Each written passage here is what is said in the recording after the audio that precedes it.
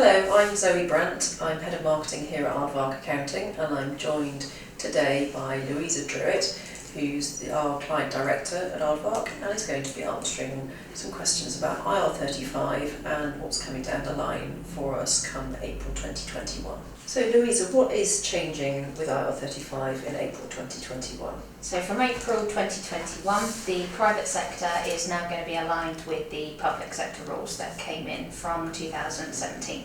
So essentially what that means is that the end client or the fee payer will now determine the contractor status on their behalf. Okay, so on the flip side then, what isn't changing? So the actual rules around how you determine the contract or the working conditions, nothing is changing. So the same factors that were there beforehand will still be there going forwards. Also, if you're already in the public sector, nothing is changing because that's already in place and they're already determining your status for you. Or if you're working for a small company, again, nothing's changing. Okay, so if the rules themselves aren't changing, what do contractors actually have to worry about?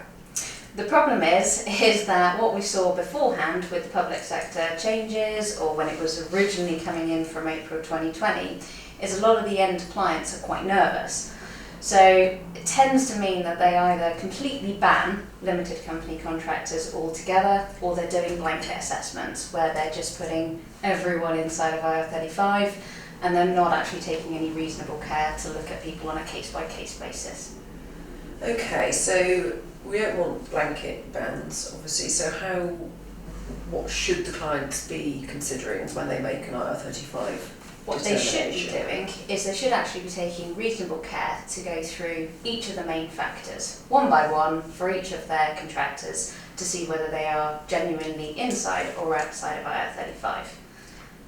Okay, so what are the main factors? So the three main factors, of which you've got to have one of in order to point outside of IR35, are either a lack of control, i.e. you determine how you provide your services, or where or when. Also then a lack of personal service, so whether it doesn't matter if it's you that goes to do the actual job or someone else on your behalf, the idea is that the services are still done by whoever it is that you send. The last one is a lack of obligations between the parties, so i.e. there is no requirement for the end client to offer you work and you're not obliged to accept it, and vice versa. As long as you've got one of those three, that will then help point away and outside of IR35. Okay, so that sounds pretty straightforward, although private sector clients and end hirers have never had to go through that process before. Is there any help that the HMRC are offering them? Yeah, so HMRC have created an online CEST tool, which stands for Check Employment Status Tax. What it enables you to do is either you as the worker or the end client can then go through and determine your status. The problem is that there's a number of kind of questions which are fairly sort of basic and not very subjective. So it can mean that the determination can be skewed if it's not actually sort of looked at in detail. Okay, so it's a yes/no answer kind of online. Yeah, it's fairly binary, and the problem is IR35 is very subjective and also very complex. It's not just a case of looking at a yes/no answer, and what you need to do is you need to kind of look at a more holistic approach with all the working conditions and seeing then whether that sort of points away from employment and therefore outside of IR35.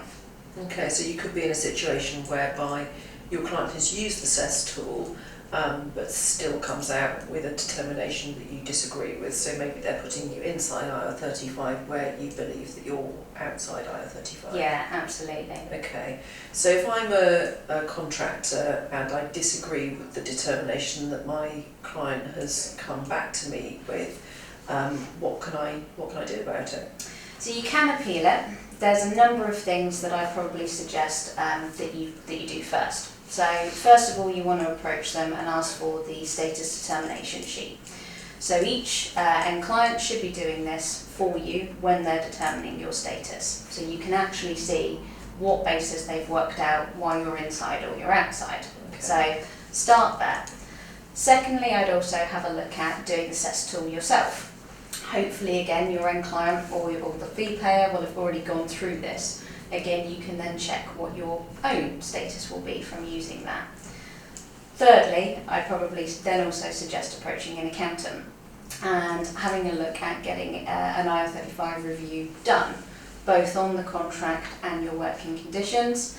Once you've then got all three of those items, you can then go and approach the end client to dispute it.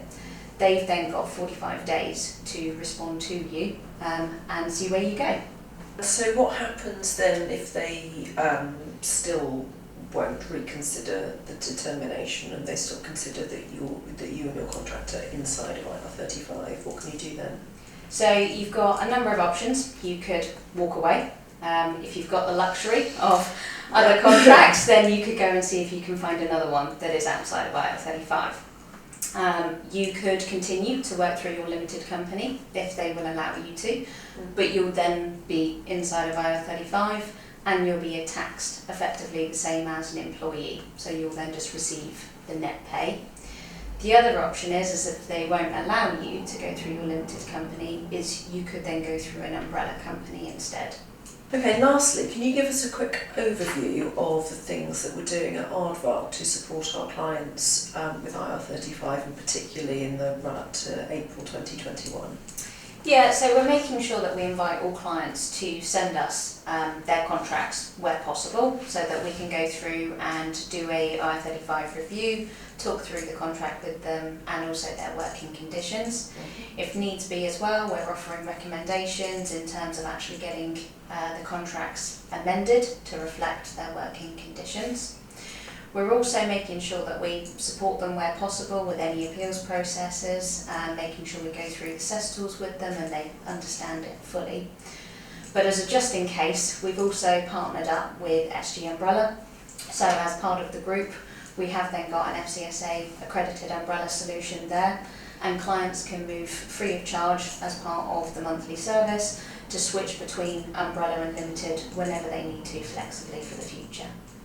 So that's the end of our IR35 questions for today. Thanks to Louisa for joining us, and thank you for listening. As an Aardvark client, you will also have access to our IR35 client hub, so you've been sent a link. It has lots of resources on there that answer any additional questions around IR35. But as always, of course, do just give us a call if you need anything else. Thank you.